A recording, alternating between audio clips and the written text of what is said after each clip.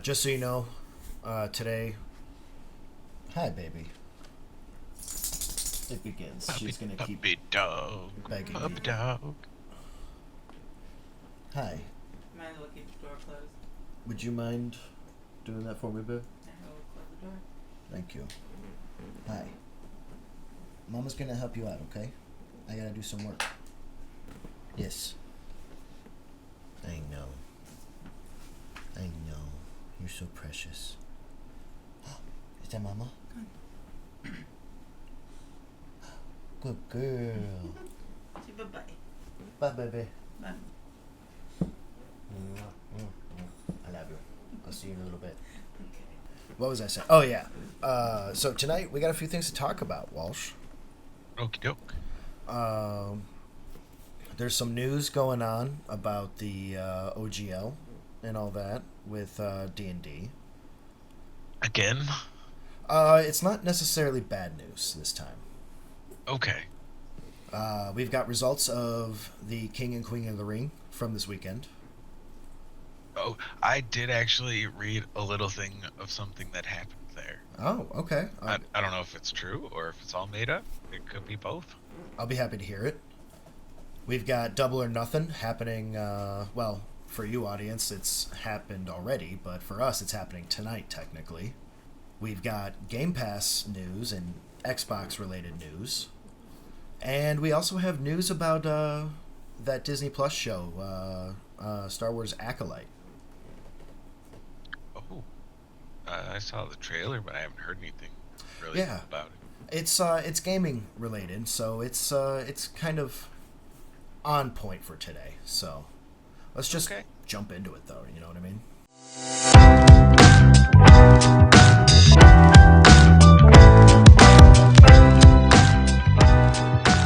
Mm-hmm.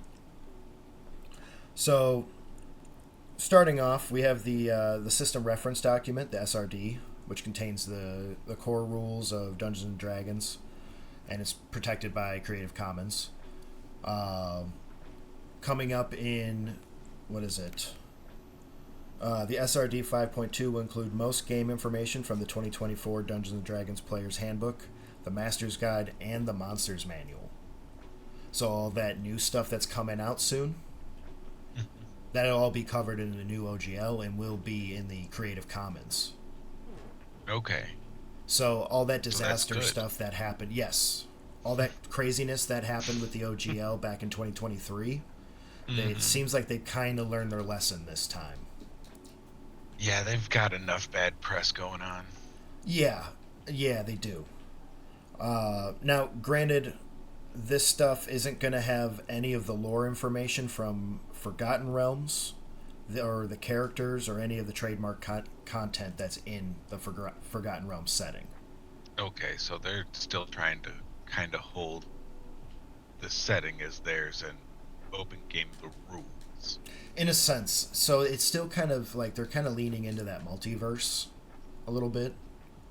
Mm-hmm. So it allows more creativity on the player's end, a little bit easier of people coming in maybe for a first time playing. Maybe they want to play someone that's maybe, let's say, more steampunk, or someone that's closer to now that they understand. Yeah. It opens the possibilities, basically. So they're saying that the new SRD will be available within a few weeks after the new Monster Manual, which is currently planned right now for a release of the 18th of February, 2025. So I'm guessing March or so is when this will be released. Okay.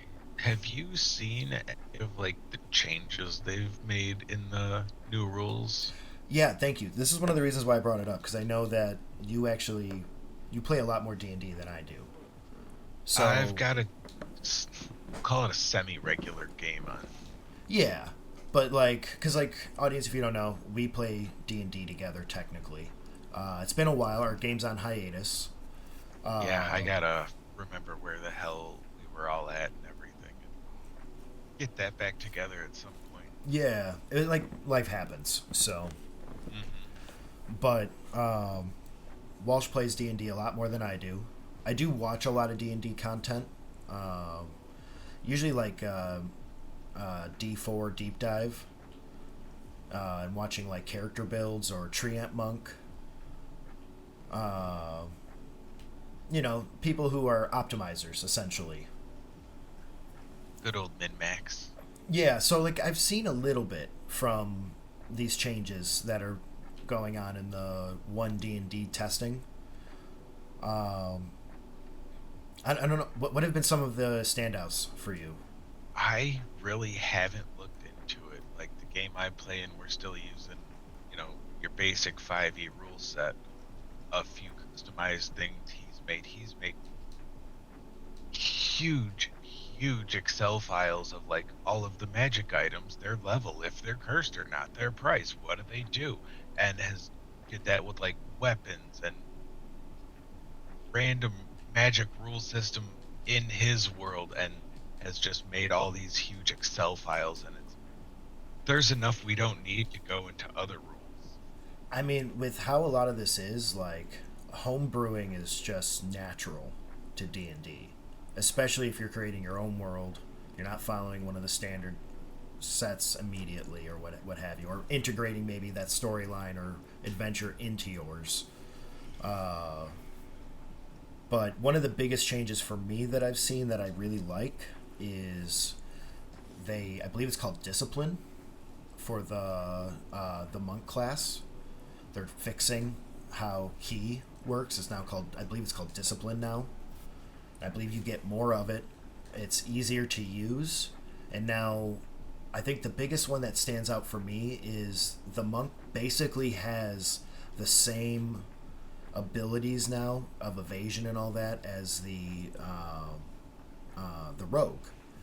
But if you spend a discipline point, there's an additional effect to it. I don't remember what it is off the top of my head, but I just know that there's like your basic feature to it, like evasion, but then if you spend a key point, there's something additional that happens. I know like there's one thing you can do is like you can grab a willing creature of medium or smaller, and you can run away, and they won't incur opportunity attacks along with you. I believe that's the evasion one. Or not evasion. Whatever one it is that stops opportunity. Disengage, yeah. The monk class, I love monks. Like I'm the last game we've been playing, I'm playing a mercy monk. And the problem with monks is they just don't scale. They're really good early on. They get some cool things, and if you play it right, there's ways to make the monk work in higher levels. Yes. I feel like the ranger is still worse. Well, they changed some of the ranger before the 1D&D testing. There are changes in the 1D&D testing, but I don't remember what they are off the top of my head because that was like 10 months ago. Hopefully they gave him some love. Yeah, like the ranger needs some love for sure. But the monk, unfortunately, it's so mad.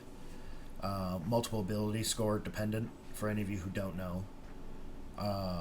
It makes it a lot harder to get a lot of those high rolls going in when you don't have a lot of weight behind it. You know what I mean?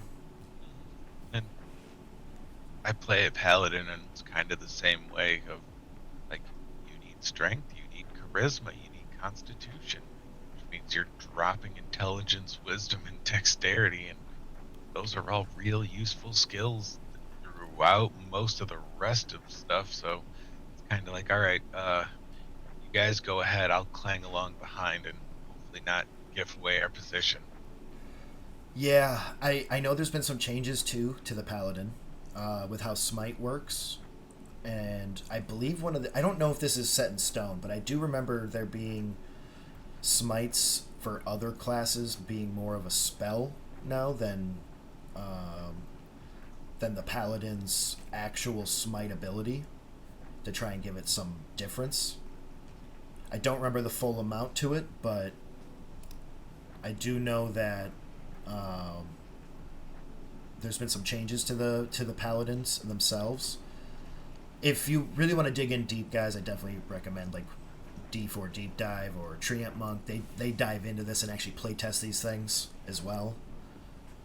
Well, they didn't change too much. There's something to be said of bonus actioning a smite spell, then hitting and dropping another smite spell in that attack because there's nothing that says you can.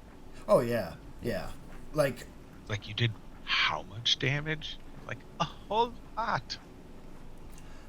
how do you feel about this being just an integration of the old rule set, the 2015 rule set, instead of just a new edition? I really think it's going to be more of just an update. It's going to be a 3.5. That's kind of Like- how I feel about it, yeah. Where you can use the basics, Hmm. but we made 5e to be simple and easy to bring in new people. Like you can figure it out pretty quick. There's not a whole lot of like, oh, I gotta add this minus this. Mhm. Is he in half cover? Oh, yep, minus this, and then takes a lot of that out. And I think they should be going the route of like, all right, do you want more nitty gritty? Do you want more technical and figuring stuff out and maybe break balance a little bit for fun? Here we go. Yeah, because like I started with 5e with you, and it even then the 2015 rule set is very easy to get into. The layout and everything is really nice. I like it, but I believe with the new handbook, it's going to be more streamlined. Make it even easier for someone to create characters and such. It's so easy already. I know, and that's why I wonder like what more can you really do other than just simple structuring layouts. I don't know. I know there's going to be more imagery as well. There is some hints that you might be able to have like dragons as allies. I did see the reveal of the new gold dragon they're doing, and it has more of that serpentine kind of. I forget which culture had like that, but you know, not your basic European dragon, Yeah, big lumbering beast, but you know, a Like- bit more elegant. yeah, like more of I think it's more Asian inspired. I don't fully remember. I'll have to look it up. Editing Derek, hopefully he'll throw an image up for anybody who's watching this instead of just listening. But yeah, I think even like South American cultures had serpentine deities or yeah. dragons, what have you, Oh yeah. which may have just been giant snakes. Um, the Mayans and the Aztecs, Central and South America, the Peruvians, they also had a dragon-like entity. I believe was also a god. Yeah. Regardless of where it comes from, though, I like that they're actually branching out beyond just more European or British style of dragons and how they look. Yeah. And being able to have a dragon ally is kind of interesting. I want to ride a dragon. Yeah, but what's the druid spell that allows like up to 10 people to fly?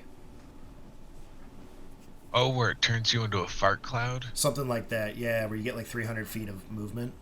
Oh, I forget what Like- it's called, but yeah, it like turns everyone. You can turn back and forth between person and fart cloud and zip around. Yeah, you get like 300 feet of movement. So even if you Uh-huh. are on top of a dragon, you can still move faster with the druid spell, which is funny.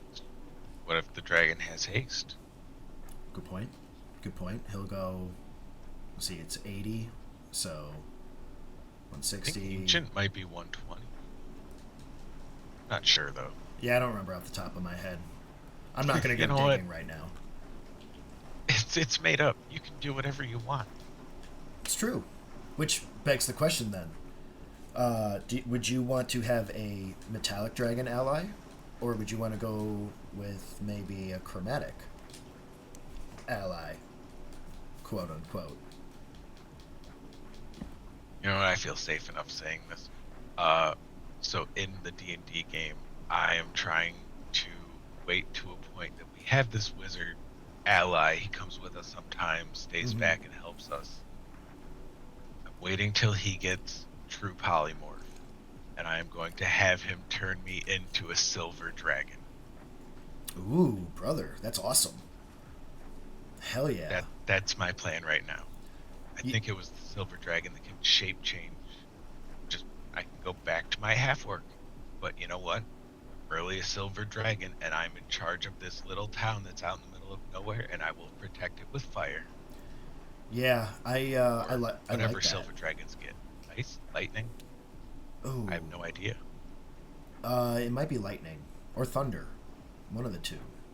Yeah, I don't remember what dragon gets what.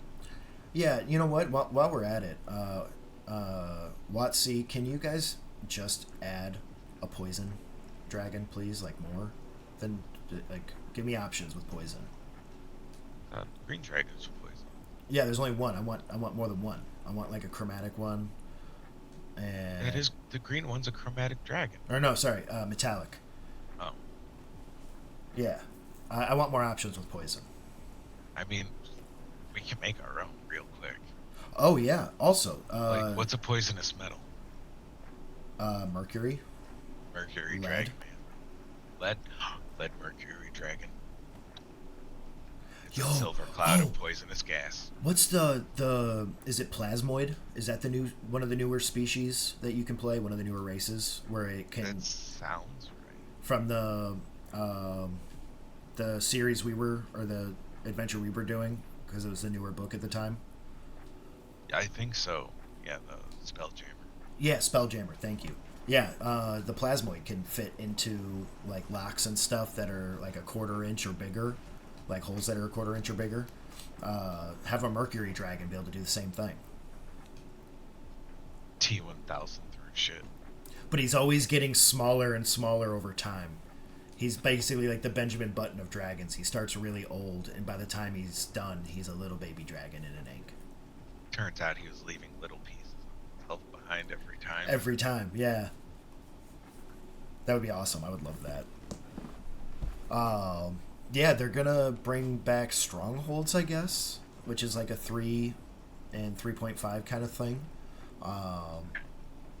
where like higher up level characters can have strongholds given to them because of their renown, and you can end up getting followers and such. I guess this was a big thing in 3.5. I kind of looked into this a little bit. Like, you could build an army, what I've heard.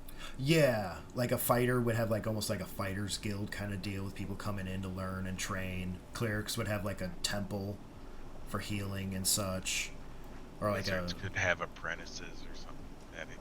yeah, which I think is nice because I kind of feel like some of these older editions have some bangers in them. Personally, like prestige classes is really cool. I think that should be brought back. It's like if you've focused on something, you should be rewarded more. Yeah, but high level play starts to get real silly. Yeah, and I feel like it'd be more for like one shots and stuff, if anything. But still. Like, you gotta fight a god. Good luck. Take whatever you want. Have all the classes. Yeah, have them all. Yeah, I'm actually I'm working on a one shot for us to try. Okay. With some custom classes, and I think it'll be a lot of fun. I will give you. I'll let you know about it. The idea at the moment is that you're all liches or were. I'm not giving up my lichdom. Well, that's the thing. That's the thing. The idea is either well, okay. So here, this is the real idea. Do the one shot as y'all is level 20, whatever you want to make with these custom classes and stuff, right? Like you can either just go full custom class or you can multi-class with other stuff. Doesn't matter, right? Can I take a standard class? Yeah. No, my only requirement would be that you have to use one of these as your base class. Oh. So I can take one level of that and 19 of a something basic else. class. Yeah. Or you might want to take like 6 or 7 of this, because like the subclasses are all lich based. Yeah, but I want to turn into a giant dragon. So I'm just gonna be a druid. I mean, yeah. Just shape change. Well, the one that I've kind of been playing around with the druid is that no matter what you turn into, it's gonna basically be an undead version. Draco Lich? Yeah. Yeah. Stop selling, you've made the sale. Yeah, and then like I was kind of like the idea initially started because I was watching a video on liches in D&D, just popped up in my feed, just in my recommended as I was watching stuff, and the they were talking about like the different aspects of a lich. So I was like, you know what, I kind of want to cover like with each class a different aspect of a lich. So like a barbarian having that sort of like never dying kind of aspect, really exaggerated. Maybe like the wizard, their level casting always adds some sort of extra necrotic effect. Stuff like that. Okay. Uh, Maybe just straight wizard. yeah, like it's it's all work in progress right now, but Yep. yeah, I do So want to you do a might- one shot. You're gonna want to read all of those high level spells and be like, oh, maybe I capped this at like 16. Like you don't get to go above this point. Sorry. You don't get 9th level spells. You don't get to be like, Derek made this whole world. I cast this one spell that will change the world. I mean, let's bring back the highest level spells you can ever cast. Flying mountain dibs. I want to play a world like that. You've enticed me so freaking much talking Oh, about man. it. Well, the little bit of we ran Mines of Phandelver, Mm-hmm. and then everyone wanted to keep playing, so I just kind of made it up as I was going, and I went the teacher route. As long as I stay one day ahead of them, it's fine. Exactly. That's all you gotta And do. I started throwing stuff in about like Karsus's folly when he tried to basically make himself the god of magic, Mm-hmm. but didn't realize that would turn off all magic right away, and all of those floating cities plummeted from the sky. Ever since then, man, I've wanted a floating city, my own. And with my chaos sorcerer, I was making any deal I could to basically eventually get to that point. Was what I was doing. Was that somehow, some way, I was gonna find it and be able to cast one of these spells, these forbidden spells, these unattainable spells. Well, those were like 11 level spells, I think. Maybe 12. Yeah, I was No, gonna say, the 12th level was him trying to take the godhood. yeah, I think Floating City was like 11. But yeah, then there's all sorts of apparently like elven high magic, Mhm. which was cast as like a kind of ritual, yeah, which that gets you in. Like apparently, lore wise, that still bypasses the rule that was set down that 9th level's as high as it goes. Unless you're a group of elves and you're doing it together to do these high levels. Like, wait a minute. Loophole. So basically, if we have a group of just elves in our party, we could do a 10th level. Theoretically. So it would have to be like a ritual spell, is what it's sounding like to me. Yeah, like any of those spells, like I believe 10th level and beyond, are like, hey, you need these ridiculous, unobtainable things. Like you got to go find unobtainium, and then have like a gallon of that refined. I know a planet that has unobtainium. Have you guys seen Avatar? It's in high abundance. It's very obtainable unobtainium. It's almost like it was obtainium. Oh my god. But yeah, like I don't know. I'm excited for some of these changes though. Overall, I feel I like want to see what they do. I do too. I feel like some of these things are needed and long overdue. Like for the monk, because I feel like the monk has been done dirty for way too long, way too long. Like, do you want to? Okay, okay, Shadow Monk was pretty cool. sure, yeah. I think Shadow Monk was one of the ways to utilize what little resources the monk has. Yeah. But would you play a four elements monk? Shut up. What's the sun one, where it shoots beams of light? You know, That I one's almost basically- wanted to play that, but that's because I was trying to reskin it in my head to be Yu Yu Hakusho Oh yeah, well or Yusuke. yeah, for me it was Goku or Vegeta Hmm. or even Piccolo from DBZ. So yeah, trust me, I get it because I was working one out too, and it just the numbers don't add up for you to be It good. It doesn't. There's no way to pull it off where it feels right. Yeah, you're just sacrificing so much just to be able to do a few things a couple of times. It's just not worth. Like, okay, I can finally do this one cool thing. What do you mean the guy next to me is shooting finger at death? Mm-hmm. Or like you're going up there and you do one little beam, and you're like, yeah, and then you look over and the warlock has fired fucking 6 of the same damage type, or not the same damage type, but the same damage strength or better already. Yeah, Eldritch Blast is dirt. Mm-hmm.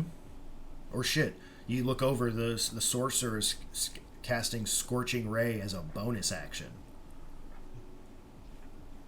Like it's just you're outmatched. Followed by Eldritch Blast as their action because they took that They one dipped. feat. Or they dipped. Yeah. Oh yeah, either way. Either way. They're both charisma. Mm-hmm. It's gonna work just fine. That's the thing. Well, and then like, Definitely not doing that in our Baldur's Gate 3 run. of course not. I totally. I know you are. I think you already did the dip. You already did one dip. Oh, I did. Yeah. I don't have enough of the levels to really make it worth it at the moment, but it's like I can do it now. So what's the level cap? Is it 12? I think so, yeah. Okay. So with yours, you're basically doing warlock sorcerer, a sorlock, essentially. Alex is doing a bard. I think he's And going straight bard. I was gonna say he didn't say anything to me like he wanted a multi-class at all. I'm playing a fighter right now, and I will be multi-classing for sure. Have you made a decision into what though? Yes, Oh, you did finally. yes, I'm gonna definitely do barbarian. Man, that's good. It's so dirty. Yes, I was watching a couple videos on the barbarian, and even though I didn't start barbarian, it's still worth just doing like at minimum 3 levels. They even Wait, said would you like, rather have the starting stuff from barbarian instead of fighter? there's some worthwhileness to it if we were playing like honor mode. Because I've already respec'd it withers like 3 times because I kept screwing it up. So, you know, you can just do that. No, I'm sticking it out. I'm going to either 5 or 6 with fighter, and I'm at 4 now. I think maybe I just hit 5. I'm not certain. I don't remember what level we are. 3 to 5. Somewhere in there. So I will be dipping into probably 3 levels of barbarian at that point, and I'll probably take I think bear totem. So, you know, Yeah, as you do. Best. Yeah. I don't know if I might go to 4 with it max, just to get that ASI. Really, I think that's the way you want to go. Fighter will give you a 3, and then you get a 4 barbarian there. Yeah, it's just the best way to maximize it, and I get a lot of control already with my champion or whatever it was that I took, Battle Master. Okay. Yeah, Battlemaster. Yeah, Battle Master. So it'll just compound with my goading attacks and trip attacks and stuff. So it's just nice. We got to play more of that when Alex gets back. Absolutely. As you guys can see over that way, over there. Alex isn't here. He's missing in action. So He's out on a little vacay and enjoying it while it's all rainy and gross here. Yeah, it kind of sucks out today. Glad I did all my yard work yesterday. I'm glad I did my yard work too. Speaking of yesterday, though, we have to talk about King and Queen of the Ring. All right. So before we get into it, Okay. this is the one thing I heard Okay. is Gunther had a match with. Hang on, don't tell me. Mm-hmm. It was, shit. Oh, I'm blanking on the Viper guy. Yes. Randy Orton. Yes. Yes, I got there. He got it. And on the 3 count, his shoulder was up. Yes. Visibly up, mind you. It was noticeable. Even Triple H spoke about it. So yeah, you are correct. Yeah, that was the thing I think I saw was Triple H was like, live it looked good, and I went backstage, and then I saw what you all saw, and fuck it, the decision stands. Yep. Part of me. What are you gonna do? Everyone come back out? Do you think that was on purpose though, to make more heat for these two to face off for a rematch? That's a really good thought. That's kind of what I'm thinking. A big part of me thinks that was on purpose. Because Randy's a professional. You know what I mean? Randy's very good at putting people over. He's been doing it for quite some time. Forever. So, the possibility of that being a just another point in this storyline, I think it's definitely a possibility. At least we can't deny the possibility that it's there. I think you try and see what the next week or so has of, what, does he come out? Are they talking shit about each other? Because if it starts to get heated between the two, they're probably either wrote it in or leaning into the story of it. Yeah, exactly. And at the very least, if it wasn't on purpose, you might as well lean into it now. There's no reason not to. It's one of those happy accidents then otherwise that becomes a at great this storyline. point, it's a gift. Use it. Yeah, especially with someone like Randy, who will be able to utilize something like that and make it work. Because at the end of the day, this is all a job. Just talking shit the whole time, like, you didn't really win. Mm-hmm. We all know you didn't really win. Well, and that's the other thing about this is there it is. Sorry, I had to look up where my notes were. Haha. There we go. The Triple H, he basically teased a rematch already with this. So just smart.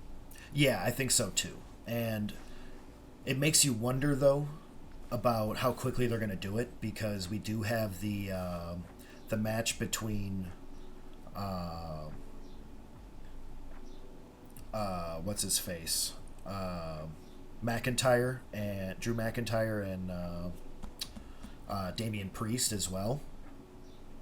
Oh yeah, because he turned in his Money in the Bank thing and took the belt from him. Yes, I remember that.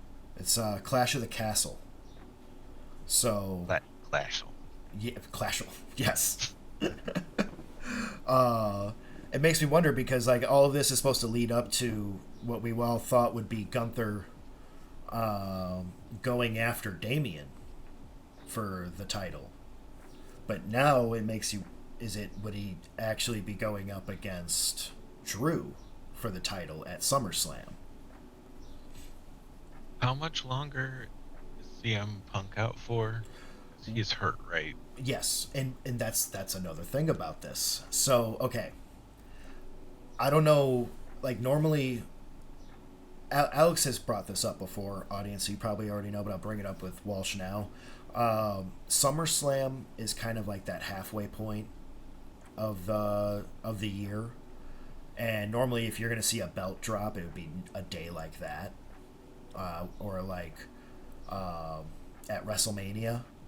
Because basically it's like WrestleMania to SummerSlam to Rumble to uh, Elimination Chamber back to WrestleMania. Basically, somehow in that order, somewhere around like that. Yeah, audience, you'll know better than me. But belts don't normally get dropped before SummerSlam. It's not that common lately. So it makes you wonder if with Clash of the Castle happening before SummerSlam, will Damian be dropping the belt to Drew because Drew will be in his home turf? Or, as I'm thinking, will Damian end up retaining because our Chicago's own CM Punk will fly out to Scotland to make sure that Drew doesn't take the belt and continues their storyline. That would be good. I think best way to play that is going to be in my head. Have CM Punk go all the way out there. Mm-hmm. Have him mess with... Oh my god, we just said his name. Not Damian Priest. Drew McIntyre. Drew McIntyre. Why can I never remember that guy's name? But I don't know. have him come out, mess with Drew McIntyre, but still have McIntyre win. Okay. Or... Well, no, you have to do something. But yeah, have McIntyre win and set up CM Punk and him going at it, and then next WrestleMania you can have CM Punk going for the belt against Drew McIntyre. I mean, that's not bad. There's been some hints that Punk is maybe slated to return sooner rather than later. So the fact that we could see him at Clash of the Castle is possible, for sure. And I wouldn't doubt that there's going to be some shenanigans regardless, because Damien's still part of Judgment Day, technically, I believe.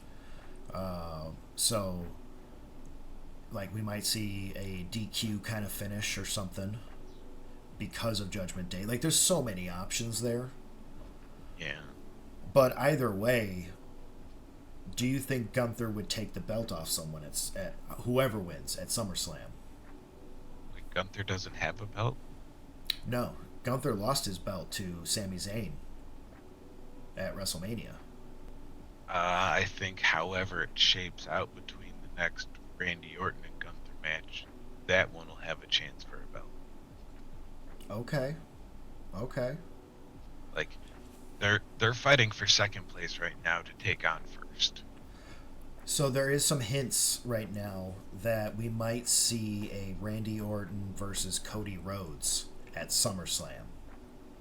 I don't believe it's been confirmed yet, but yeah, there's been some rumors going around that Randy's going to be facing Cody at SummerSlam. That could be a fun match. Which leads me to believe that Gunther and Randy's beef is going to be just not a nothing burger, but something that's going to be set up for later down the road. Okay. Like, it won't be squashed after this rematch, but this moment of it will be somewhat, like, quote unquote finalized. That's where my head's at with it. Not really certain how that's going to fully go. Yeah. They could play it a lot of ways. Yeah. We also have Nia Jax, Queen of the Ring.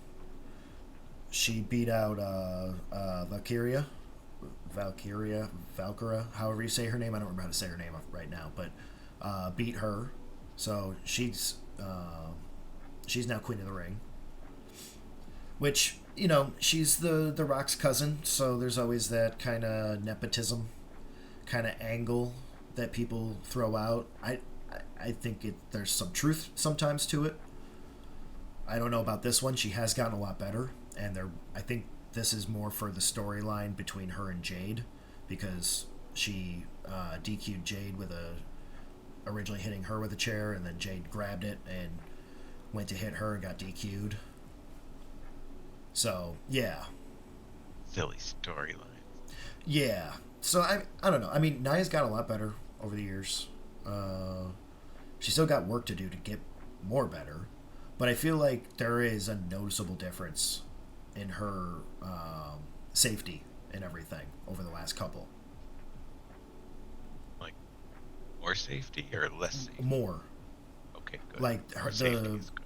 the contact that she made with Jade, I know technically in a sense speaks otherwise, but it's like the first kind of mess up in a while, and I feel like with something like that, almost anyone could have accidentally made contact with it. So, because you're supposed to make contact with like the seat of it, the back of it, not with like any of the edges, and she made contact with one of the edges. So, Yeah, that'll hurt. yeah. Also, Liv Morgan defeated Becky Lynch and has taken the Women's World Championship title from her. Not without some shenanigans, though. Shenanigans. A assist from Dominic Mysterio by throwing in a Ah. chair. Him and Logan Paul working together again, I see. Pretty much, yes. I know that GM mode has been on hiatus. The last few weeks for us have been kind of crazy, but GM mode will be back, I promise you. Definitely. Probably next week. And then, as long as Alex doesn't watch this, we're going to team up and use all our cards on him. Oh, he only scrubs through these, so All he won't hear this. And if he does, he'll forget it. Or He'll forget it.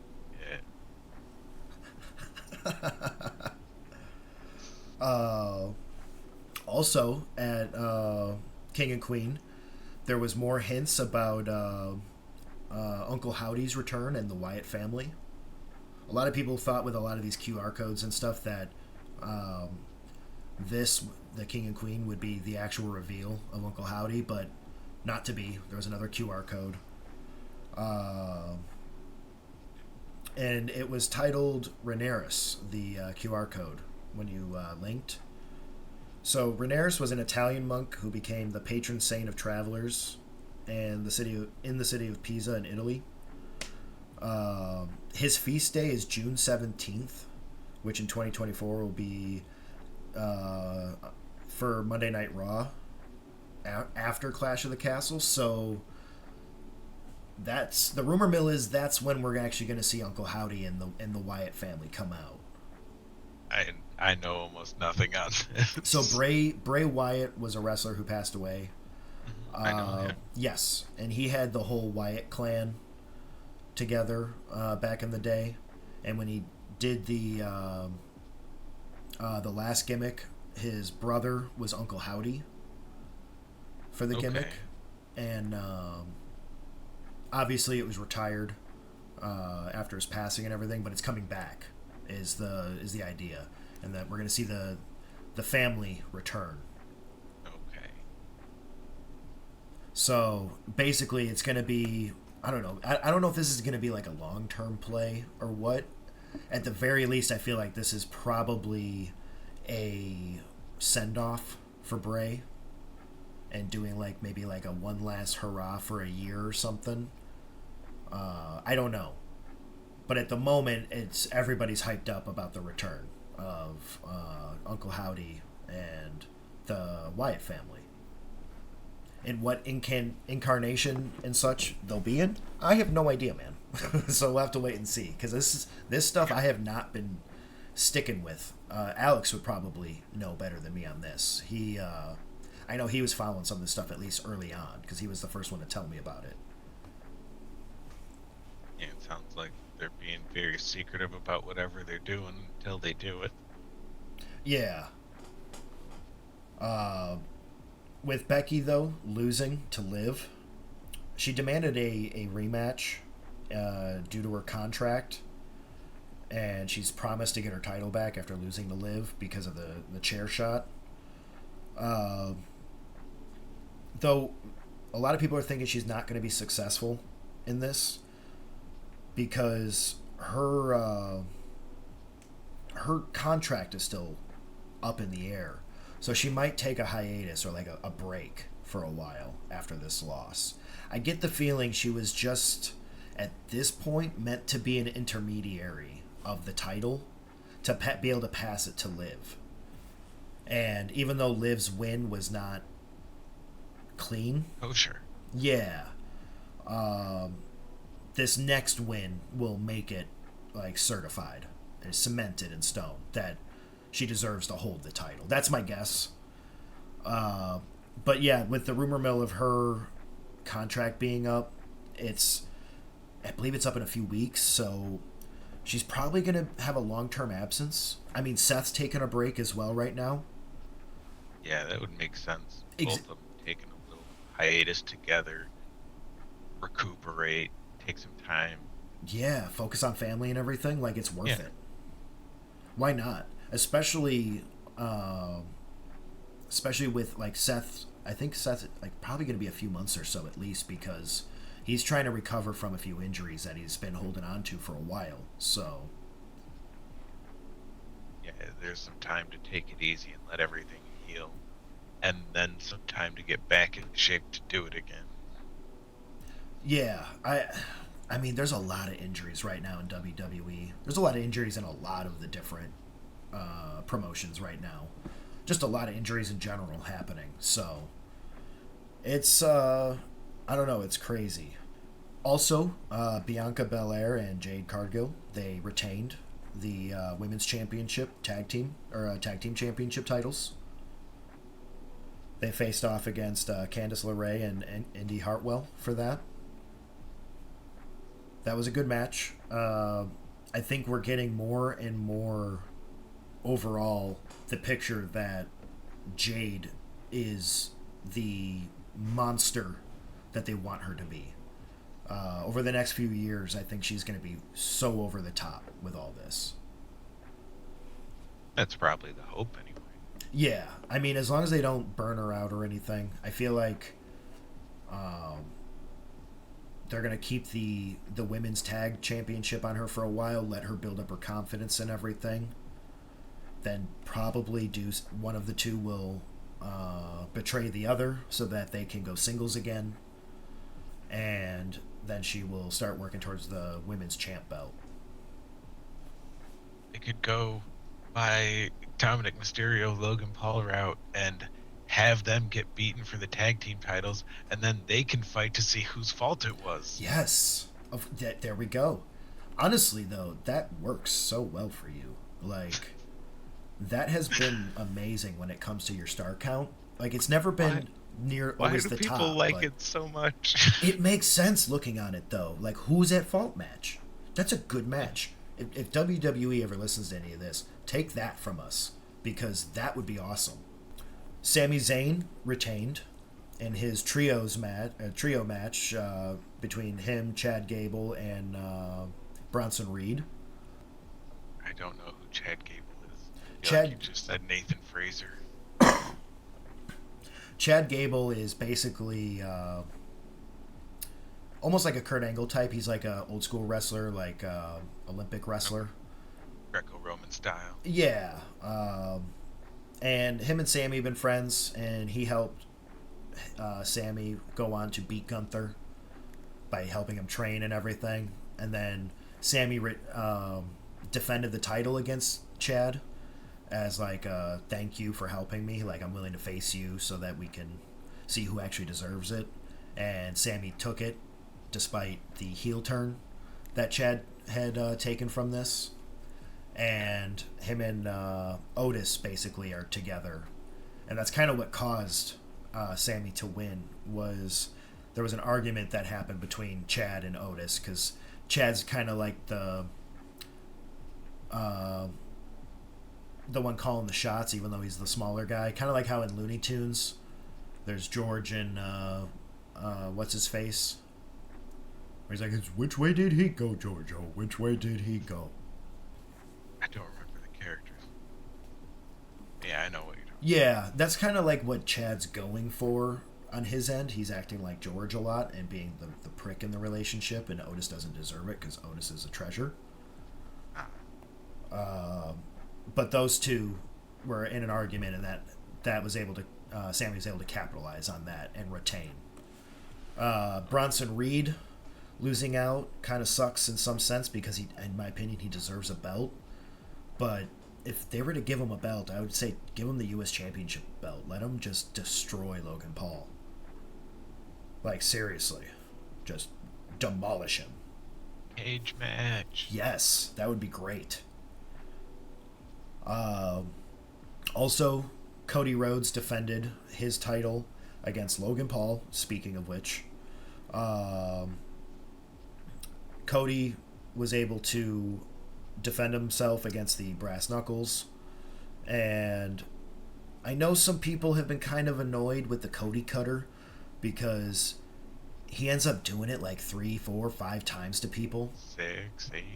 What? Yeah, no, seriously, yeah, no, and it's honestly, I think it's worth talking about. I thought it was supposed to be a finisher. Exactly. I love the Cody Cutter. I remember in the day, Undertaker grabbed someone by the throat and do the choke slam, and it was just that you're done. Yeah. That's it. Or because it was a finisher. Or back when you could still do the pile driver, he would do the tombstone pile driver, and you were done. Oh yeah. So yeah, I feel like it shouldn't be labeled a finisher. It should be labeled just one of his special moves that he does to help soften him up and solidify something else as a finisher. Because yes, if it takes 8 times of this same move to get someone to fucking stay down, it's not that much of a finisher anymore, at all. It's like the Liu Kang bicycle kick, not the turning into a dragon and biting him in half. Yes, yeah, actually, yeah. That's well put. But I still gotta say, I love the maneuver. But it looks good. It just don't call it a finisher anymore. I keep whistling every time I say finisher. I keep putting my tongue in a weird way. And it's annoying me. But yeah, I love Cody. Cody is, I think, what WWE needs right now. But that does need to be I'd love relabeled. to see him do a heel turn. I think he's gonna, actually. I think we're gonna get maybe almost a full year with him as a babyface, and I think we'll get like a slow transition to maybe corporate Cody, and we'll get like a heel turn that way. Just have The Rock come out in a suit, put a jacket on Cody. Good. Yeah, no, seriously, that would actually kind of work, because if The Rock can't take the belt from him, ally with him. You know what I mean? Yeah. I can't beat him. Buy him. Exactly. And with The Rock being final boss Rock, why would he want to beat him when he can just have him on his team? It's just easier. Then he can carry around his stupid people's belt, acting like it has weight, and Cody can keep his actual belt. I think it works. I mean, it has weight. I mean, it's made of mass and there's gravity. I mean, true. It is always perpetually being pulled. That is true. But the other weight, the weight that comes from the time that the belt's been around, or what it stands for, it stands for nothing other than The Rock. Yeah, it's his belt. It's his belt. Moving on, though. We, tonight, for us, and for you guys, it's already happened, so let us know how things actually shook out. But AEW has Double or Nothing going on. It's the 6th annual Double or Nothing event, and it's taking place today, the 26th for us, and the 27th when you guys are listening to this. It's just weird how time works sometimes. Yeah, it's a soup. But it's going to be at the MGM Grand Garden Arena, and it's the first time, I believe, since 2019 where it kicked off here. So it's coming back home, basically. The pandemic and stuff kind of got in the way of it for a little bit, which kind of threw that off course, but it's finally coming back. Now, like I said with WWE, how SummerSlam and WrestleMania and all that are kind of like those keystone pay-per-view PLE events versus some of the others. This one here is one of the big 4 for AEW. They've also got All Out, Full Gear, and Revolution. So this is one of them where we can actually see titles lost and everything, or more likely to see titles lost. But It's going to start out with Thunder Rosa versus Deanna Purrazzo. Thunder Rosa's just coming back. I feel like this is just another one to cement her rise in her return. So, Walsh, you're an expert on Deanna Purrazzo, so you go ahead and tell me what you think this match is going to be like. Okay, so clearly Deanna Purrazzo is she prefers ladder matches. So Okay. even though this isn't a ladder match, she will probably pull out 3 to 6 ladders from underneath the ring throughout this match, Okay. setting up none of them. Ooh, okay. Will one of them glitch into the ropes? Only slightly. Okay. Okay. Like if you're at the right angle, it looks fine, but everyone else is like, "Eh, what?" Yeah. I think that's. I think you've nailed it. Audience, let us know. Is that what happened? How many ladders were pulled out in that match? I also enjoy that you're not pigeonholing yourself into like a single number, like 1 ladder or 3 ladders or singular 6 ladders. Like you're saying between 3 and 6. Like you understand the algorithm here. Like you know there's a chance she might pull 3, but she could also pull 6. Yeah, and depending, even if it's 4, what if she gets a half ladder and it's 3.5 ladders? Still good. What if she ends up pulling out a step stool? I would count a step stool as a half ladder. I would too, or at least a 3rd ladder. You know, it depends on how many steps. How many steps do you think it would count to be a half ladder? I'm thinking 4. I want to say half ladder, you could get away with 3, but two becomes a 3rd ladder. Yeah, because that's when it's like full step stool range, where it's like small. Okay. Yeah, I agree with that. Because it's full ladder when you get to like 5 steps, and then above that is still full ladder. Then it's just you're in different levels of ladder. Grape. Yep, grape. The next match is a trios match. We've got the Acclaimed, Max Caster, Anthony Bowens, and Daddy Ass Billy Gunn versus Cage of Agony, Brian Cage and Gates of Agony, Toa Leona and Bishop Kwan. This one could go either way, but I feel like we're going to see the Acclaimed take this one out with Billy Gunn on their side. Because great wrestler, been around forever, and kind of on a rise still right now. So, but it could create more heat for this because AEW is starting to lean into more of like trios matches and stuff nowadays, which is really nice to see a little bit of a difference between them and WWE. Probably. I don't know most of these names. I assume at least one of them is Nathan Fraser's counterpart. Yes, one of them might have been in WWE, but here they get to be something. See, that makes sense. Exactly. Next up, we have the barbed wire steel cage match. This one's between Adam Copeland and Malachi Black. Right now, Adam holds the belt, and this is suspected where Malachi will be taking the belt from him. A lot of these hardcore matches and stuff that Adam's been doing lately is awesome. But Alex kind of hinted at in Malachi's contract, which apparently is up in a few weeks as well, that he has a clause where he cannot lose singles matches. That's why they've kept him in the tag teams for so long, or put him in trios, or a triple threat. Who signed that contract on AEW's end? Yeah. No, I'm sure it's going to be fine. That's kind of where I stand too. I hope that's not actually a real clause in his contract. Otherwise, let that shit run out for the 3 weeks or whatever's left on it, and force him to sign one where he can fucking lose. You don't renew the contract. Let that one run out. Get the lawyers to write up a new one. Mm-hmm. No Hulk Hogan type shit. Yeah. You know what? we'll get you an extra bag of marshmallows every week, but none of this bullshit. Yeah, maybe some pork rinds. Uh, Maybe like, ooh, no, actually, better yet, we'll get him graham crackers and marshmallows, but we won't. He'll have to buy his own chocolate. Oh, that's so fucking mean.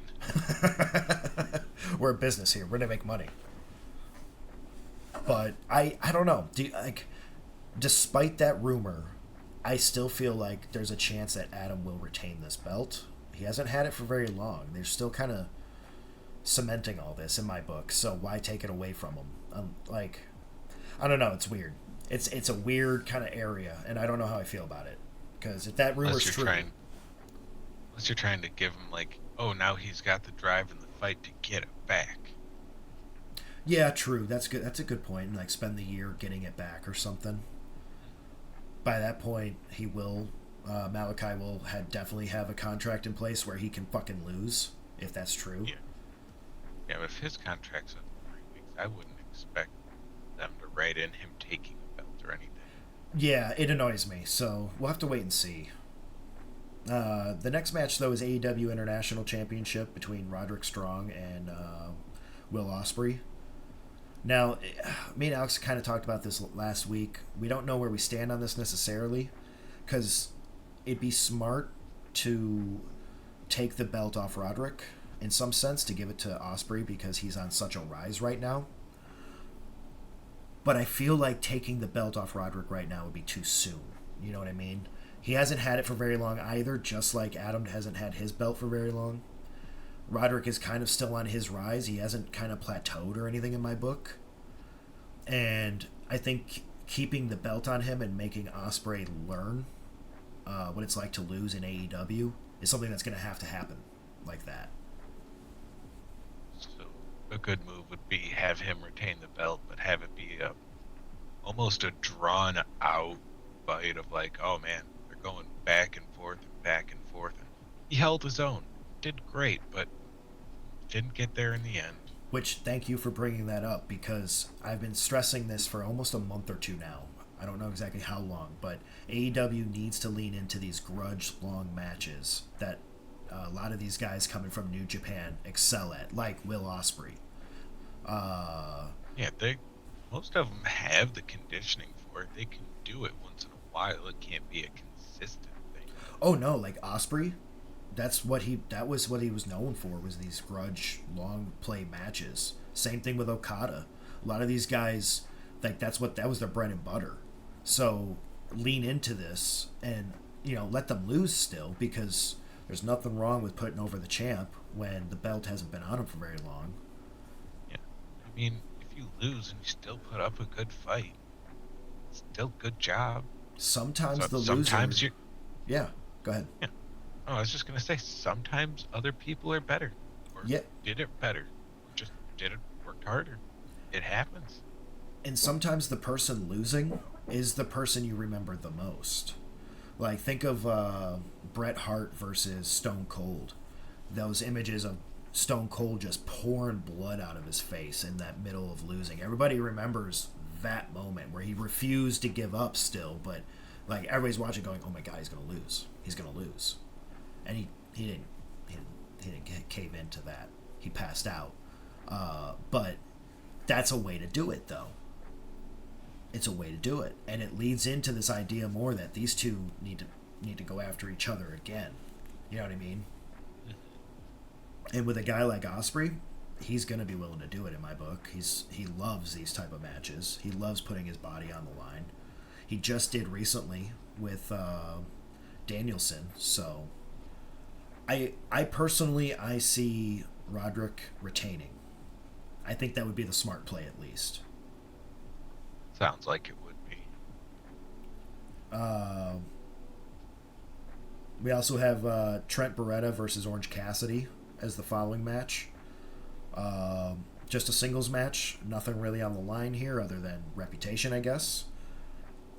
I think this can go either way. I think Cassidy is in a moment where, because of the best friends breaking up, this isn't going to squash the beef between each other, but I feel like Cassidy is probably going to lose this one because Trent's on his kind of high-rise arc at the moment. So it's basically a best friends grudge match, like who's at fault match essentially. Yay! Those are the best. Yeah. Then we got the Unified World Trios Championship between Bang Bang Gang, Jay White, the Guns, which is Austin Gunn and Colton Gunn, versus Death Triangle, Pac, Ray Phoenix, and Pentel Cero Miedo with Alex Abrahantes. I don't know. This could go either way. The Bang Bang Gang is awesome.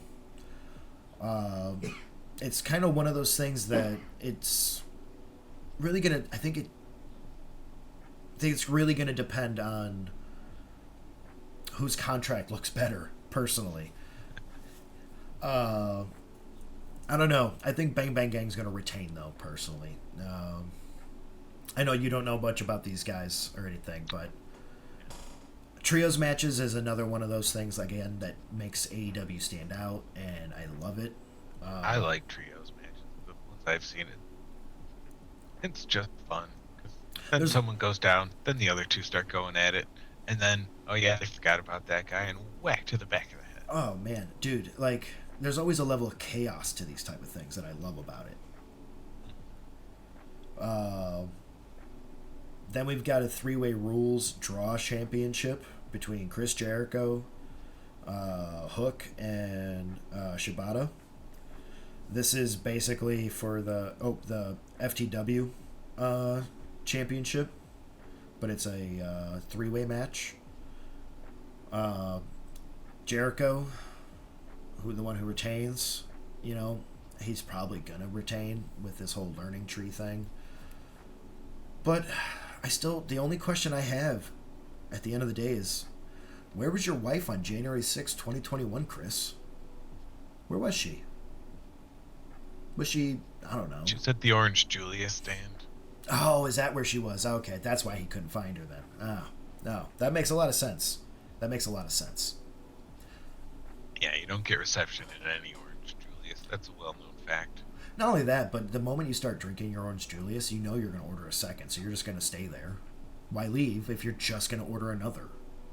And then you get that second one, and you're like, well, this is only my first one, so clearly I'm going to need another one, and the cycle continues. Exactly. It's a vicious cycle at that. I think the record I've held before passing out was 13 Orange Juliuses in a row. Pretty sure you die from that much citrus. I did, actually. I did. It melted my insides. Yep. But also delicious. Exactly. Next up is an eliminator match for the IGWP World Heavyweight Championship, which is held by Jon Moxley. This match is between Moxley and Takashita, and Don Callis is going to be there as well. This is not for the belt itself, but this is to eliminate a potential rival for the belt. I do get the feeling that Takashita is probably going to win this match because they want to keep as much as I feel like they're going to keep the belt on Moxley for a while, they don't want it to look too easy. And with a lot of these grudge style matches and a lot of these very bloody matches that Moxley's been putting on, a loss here does not equal he's going to lose the belt later on.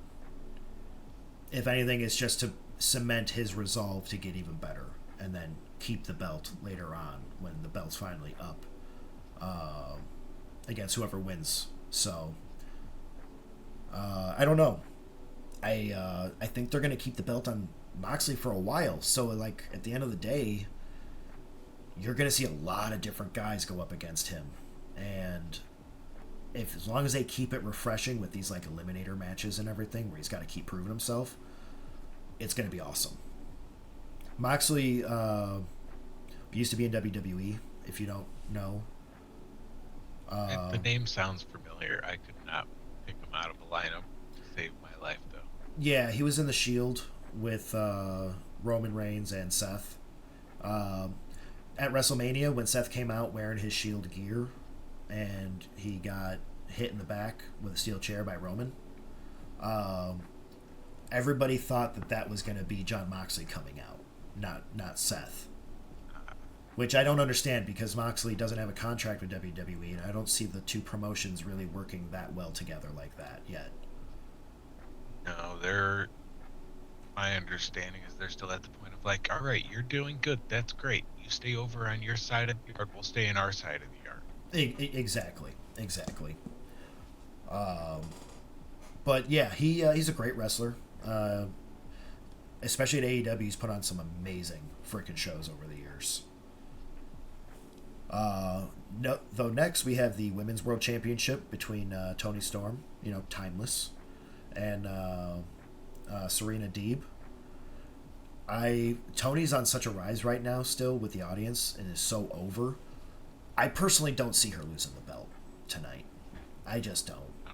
I don't think it would make sense. I don't think so. Like, she's been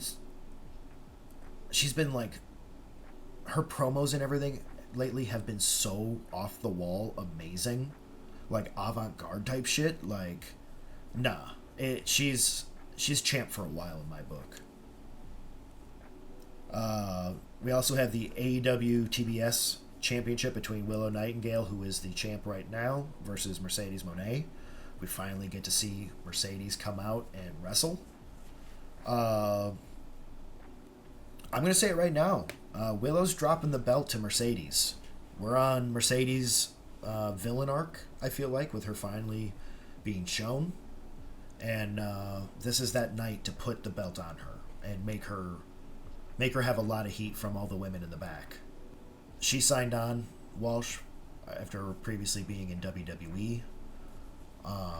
She was at WrestleMania when Bayley took the belt, I believe. I believe she watched it live because her and Bayley are really good friends. And Bayley was there for Monet as well, being inducted or being shown to be in AEW and everything. So, like, these two are, like, real life friends. Like, how'd your day go? I lost my match. I won. Let's go get some tea. Yeah, and I've been under the impression that when Bayley's done at WWE, she will immediately move over to AEW or wherever Mercedes is at. It's just going to happen. Just so they can work together again. Yeah, and they work so well That's together. awesome. So it probably won't be for a few years or something, but I see it happening regardless. The next match is the Anarchy in the Arena match. This is the Elite with Okada, Jack Perry, and the Young Bucks, Matthew and Nicholas Jackson, respective. Must say that. Otherwise, Alex loses more of his shoes to them. And they're going to be going up against Team AEW, which is Danielson, Darby Allin, FTR, which is Cash Wheeler, and Dax Harwood. Now, this is a match that Kenny Omega begged for, sitting in his hospital bed after getting beat the fuck up while they were in, I think it was...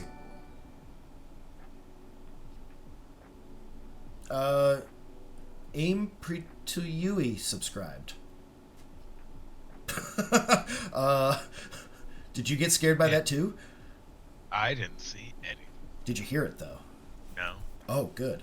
Wow, only I heard it. That was impressive. Yeah, you just stopped and looked confused. I was like, what'd he do? He hit a button, didn't he? Yeah, that was... Oh, yeah, because I don't have the sound on for that for you on that end. I don't know how to work half this stuff. This is... normally, Alex does this. That fool left us in charge. Well, yeah. He was not smart about that. I don't know if you saw, but the day one of editing Derek in charge of putting videos out immediately fucked up the very first title and left it as the video title that he labels things for the drive instead of giving it a real fucking title. Yes. Yep. Good job editing, Derek. You're great. Editing Derek's great. But yeah, Kenny just had surgery for his diverticulitis. So we wish you a speedy and healthy recovery, brother. And we hope to see you in the ring again soon. But he's the one who called this match and asked for it, begged for it. needed it. And I feel like at the end of the day, our boys, our Matthew and Nicholas Jackson, they are going to be able to take this. Okada's a powerhouse right now in AEW since he's been signed on. This heel group has been amazing, and I feel like this would solidify the rivalry going on between Team AEW and the Elite. So I don't know. Sometimes heated rivalries do better when heels are the ones who win first. I mean, that's any classic story. You gotta have the hero get knocked down a peg, and then the story is the rise to the challenge. Exactly. And I feel like that's what we're going to see. But let's just go over a few things real quick. Call of Duty, it has been unveiled that Black Ops 6 is going to be the next release. I feel like they should have stopped after 2, personally. Oh, yeah. 2 wasn't even that great. It wasn't bad, it was pretty good, but 1 was better. Yep. 1 was better story-wise and multiplayer. Mm-hmm. 2 at least gave us some new zombie maps that we played around with a little bit. Yeah, like the one with the bus and stuff. That was fun. And I forgot about the bus. That was a crazy, crazy level. Or the made no sense. The theater was crazy. Kino Toden or something like that. I forget. Yeah. I remember getting some good lines across the map of okay, this is how we do the runs. Just like the DeRice days. Exactly. I don't know if I'm gonna play it, man, because of all the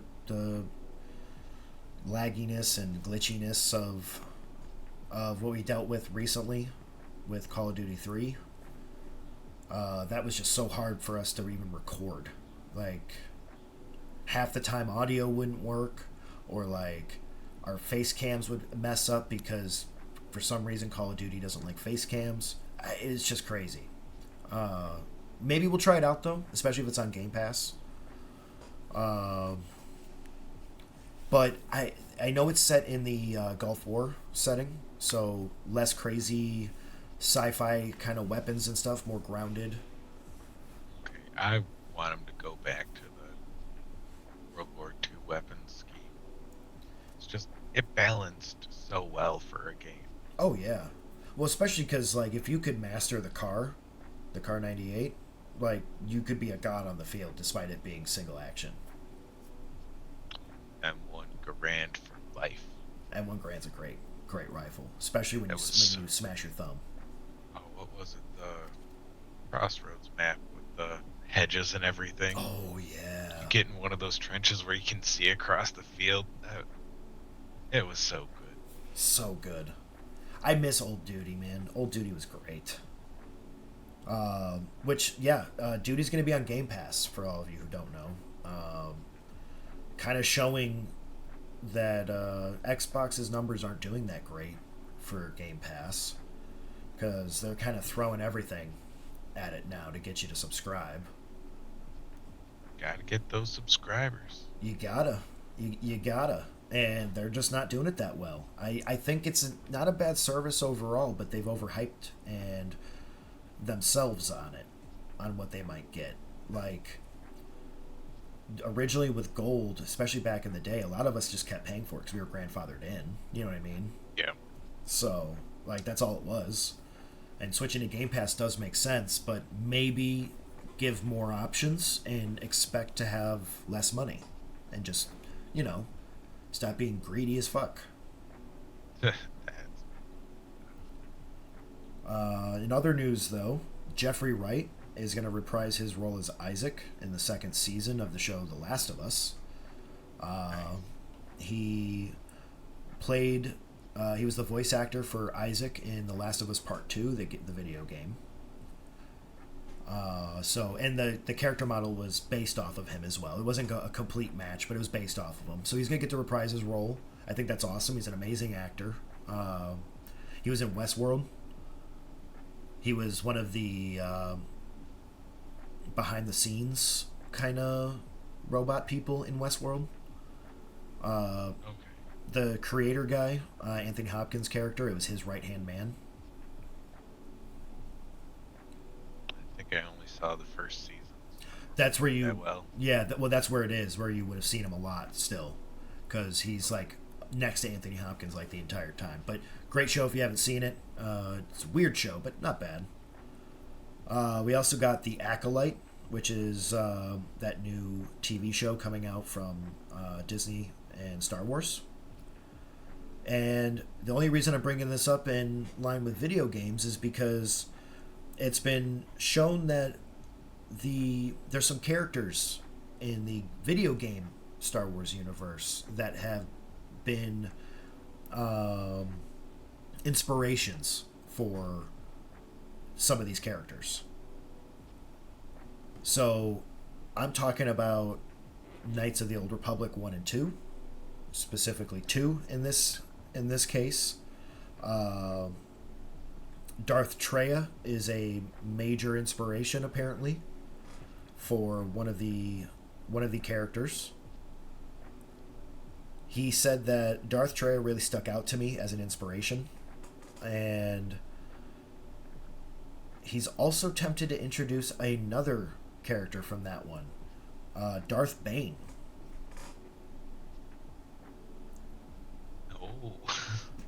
So, I guess the first season will not have like a reference to Darth Bane, but he wants to introduce Darth Bane into what is canon now.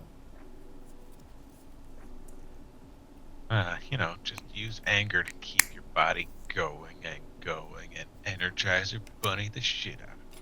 Well, like if you don't know, this show, this is set 100 years before the timeline. So Yeah, which brings in problems.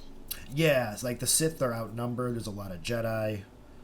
No, in episode 1 they were like, "Oh, well, the Sith haven't been seen in 1,000 years." Oh, you mean except for that incident 100 years ago? You just glossed over that, or no one remembers No that? one, no one Yoda remembers was that. there.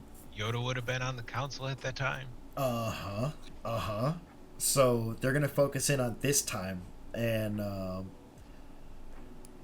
like, I think it's gonna be interesting overall. Like, you get to see the Sith as like the underdogs, kind of see it from their perspective a little bit. I wonder if they're gonna go more gray with some of this, to kind of show you that the Sith, while not right, might have some points still against the Jedi and the Republic and stuff like that. Plus, we get to see a force whip. Yeah, that's gonna be good to see in live action. I mean, yeah, come on, a force whip, that's gonna be awesome. But it premieres June 4th on Disney Plus, so looking forward to it. Yeah. Did you ever watch The Bad Batch? Oh yeah, just finished it like a week ago That was- or so. That was so good. It was amazing. I'm so glad Anji is still out there kicking. Yes. I love me a Wookiee Jedi. I want to see where that goes, and I want to see Old Man Hunter, like the Old Man crew, do one final like send off mission again. Like, hey, she went and joined the rebellion and got captured. Alright, boys. Get What? the stuff. One more time. Didn't he say that last time? One more time. One more time. Come on, Hunter. We gotta go get us Omega. If any of you haven't seen Bad Batch, highly recommend it. Such a good show. It just finished up. Honestly, I think they could have kept that show going longer if they really wanted to. They could have, but it's a good, complete story. Yes, that's my next thing I was gonna say is I do like an actual finish to that portion of the story and allowing her to have her own story in the future. So Yeah. Like, they're retired. But she's got stories to go. And we will see where this leads to. Next time on Dragon Ball Z. Oops. But I think that's a good point to kind of send ourselves off here today. Yeah. If you liked what you saw today, remember to like, comment, share, subscribe. It really helps out. Hit all the buttons, all of them. It really does help. Don't do stuff. Yeah, like the gear and the down arrow and the more button. All of those. But yeah, if you liked what you saw, please share, subscribe with your friends. It does actually help. We will see you next time here Night Off, where Alex should be in control again and might have some words for us depending on the things that we did wrong. Who knows? Or Alex will be here and we will retain control. Yes, workers. Workers unite. Have a good night, everybody. Everybody.